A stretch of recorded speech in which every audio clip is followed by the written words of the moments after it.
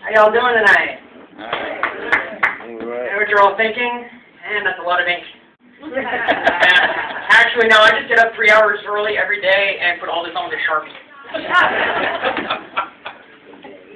So it is true, I have gotten the nickname the Genius Gremlin. My girlfriend gave me the nickname the Genius Gremlin because she claims that when we go out drinking, that as soon as I start drinking, I just start spewing out random information that nobody needs to know. For example,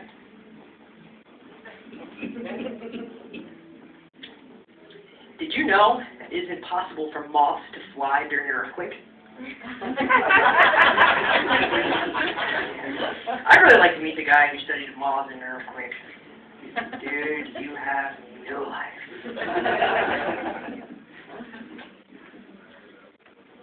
Did you know that a crocodile is incapable of sticking out its tongue? I'd really like to shake the hand of the guy who taunted a crocodile for an hour before he figures that one out. And of course, if he still has one. Now, I've decided I have a drinking problem. I apparently tried to force feed a mushroom to a midget while screaming, "Grow, Mario, grow." That's when you know it's time to quit drinking. Maybe tomorrow. So I am originally from Berks County. Anybody familiar with Berks County? A lot of farmland there, stuff like that. And, you know, when you grow up in Berks County, you lead a very sheltered life. I didn't realize how sheltered, though, until I took a trip to New York City. I was walking around a Hasidic Jewish neighborhood, saw a Hasidic Jewish gentleman, and the first thought that comes to my mind, and subsequently out of my mouth, is, holy shit, there's Amish in New York? My girlfriend at the time was Jewish. She called everyone she knew. To her family, I was known as the dumb German. And that was difficult, being German, 100% German, dating a Jewish girl. You would have thought, according to her family, that I was a direct descendant of Hitler. I'm dating an Italian girl now. I tell you, that's really different. Because usually when your spouse smacks you, that's abuse. But when an Italian does it, that's communication.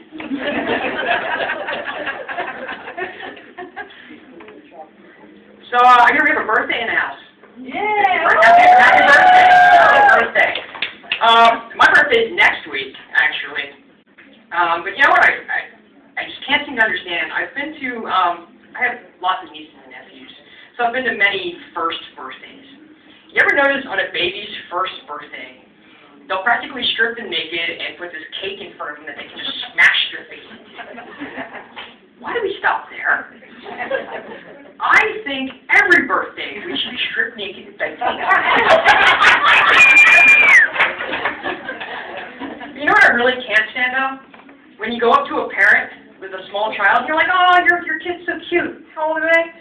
36 months. But you can't say 3 years? Yeah, I'm 432 months. That's 36 for all you mathematicians out there. Unbelievable.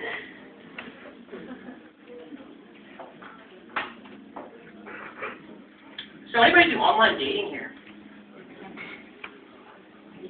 I wish. Nobody. Everybody has lives. I did not have one, apparently. I met my girlfriend on this online dating site. Anybody ever hear of it? Plentyoffish.com. First of all, I'm a human being. What the hell do I want to date a fish for? But nonetheless, I went on it. Totally free dating site. You don't have to pay a dime to meet somebody on here. And we've been together 5 years now. And every time she bitches about my little quirks, I don't take it to trash, I don't do the dishes, don't cut the lawn, whatever it may be. She's like, you know what, you got what you paid for. If you wanted somebody who took life a little more seriously, and was a little more responsible, you should have signed up for a membership at Match.com. That's so funny. I should have paid for it. I was on a free dating site for a reason. And I'll tell you though, I get so tired when she called me lazy. I refuse to mix my whites and my darks while doing laundry. I'll just throw them all in one load because ain't nobody going to call me racist. No way. My dog, on the other hand, though, I had a dog, and he's been chasing this little kid around the neighborhood, little Jewish kid. One kid out of all the neighborhood kids. Apparently, she's taking being a German Shepherd a little too seriously.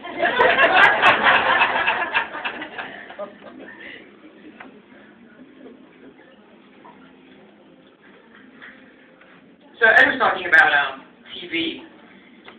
I watch a lot of TV because I work third shift. And I go home in the morning and I put the TV on and I just leave it on all day long. And apparently that induces weird dreams. I went to bed one Tuesday watching the Special Victims Unit Marathon. My alarm goes off to go to work. Wake up, looking around the room, all confused. My girlfriend's like, "What's wrong?" I'm like, "Well, 10 minutes ago I was having a scotch in a bar with Richard Belzer."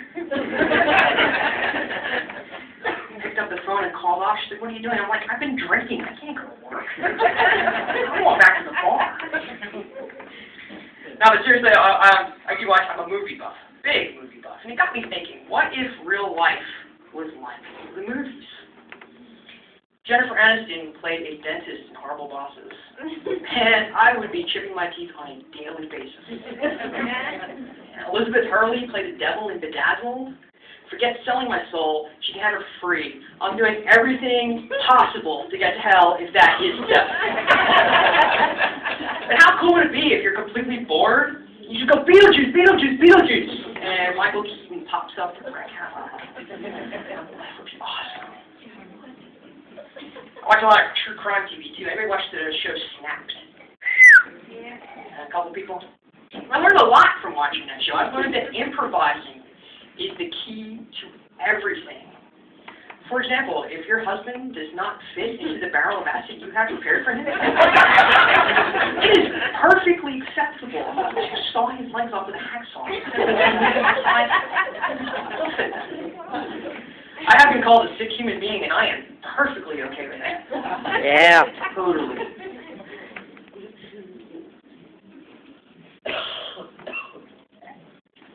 So with this warm weather that we've been having, I'm really missing my Jeep Wrangler. I had a Jeep Wrangler a few years back. I love that thing. In the summertime, drive around with the top off. The funniest thing happened. Driving down the road in Millsong, top is off. All of a sudden, out of nowhere, got one of those flash thunderstorms. Just torrential downpour, no warning, no nothing. And I look over at my girlfriend, and she's frantically rolling up her window. Not just rolling up her window. I mean, she's got her eye to the sky, and she's rolling up her window. I'm like, really? That's why my ninja skills weren't working. I forgot to roll up my window. You know, I spent my entire life in the game with a ninja, and one rainstorm comes along, Mother Nature says, "You dumbass, you're not a ninja, buy a fucking umbrella." I still try, though.